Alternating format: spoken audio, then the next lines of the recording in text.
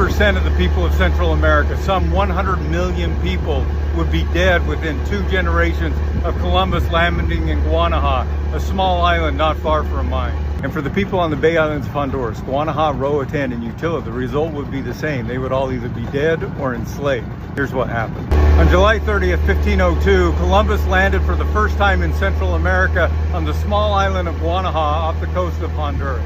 It was his 4th voyage, and he had brought with him his 14-year-old son, Fernando, who later would compile 20,000 volumes about his father's exploits, 4/5 of which have disappeared. But we still have the records about him landing in Guanaja. And his son describes how a canoe 8 feet wide, carrying 25 men plus women and children, came up to the boat to trade. These people were sophisticated traders, and they had traded things all over the Mayan Empire. Fernando describes the people as beautiful, and they were clothed in beautiful, colorful cotton shirts and sashes. Trade, they brought with them colorful blankets and wood swords, flint knives, copper hatchets, bells, and most importantly, cacao, which was the currency that was used in the Mayan Empire. After they traded, the Spaniards used the phrase that they let them go. There's a lot in that phrase, all except for one man who they made stay. He was most likely not from the islands, but was from the mainland and was Maya, and they made him stay to be their interpreter and guide. There's a bad storm coming, so I'm going to tuck into this little dock here to get out of the storm. People of the Bay Islands were flourishing and had a peaceful existence, but all that was about to change.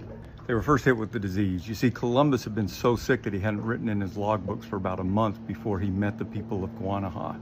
And the diseases that came with those Europeans spread throughout Central America. If you've read the book, The Lost City of the Monkey God, that civilization most likely collapsed because of the disease that Columbus brought with him to Guanaja. The next thing the Spaniards brought with them was slavery. You see, Queen Isabella, she opposed slavery and wouldn't let them be taken into captivity. But she died in 1504, just 2 years later. And Ferdinand, he took a very different approach. Then Spain had extensive sugar farms in Cuba and Jamaica, and they needed people to work on them. But legally, they weren't allowed to bring slaves from Africa, and so they looked to the Bay Islands to provide those slaves. Again, under a papal bull from the Pope, they couldn't just take people as slaves unless they were cannibals or fought against the Spanish. Well, suddenly, everybody went from being described as peaceful to cannibals.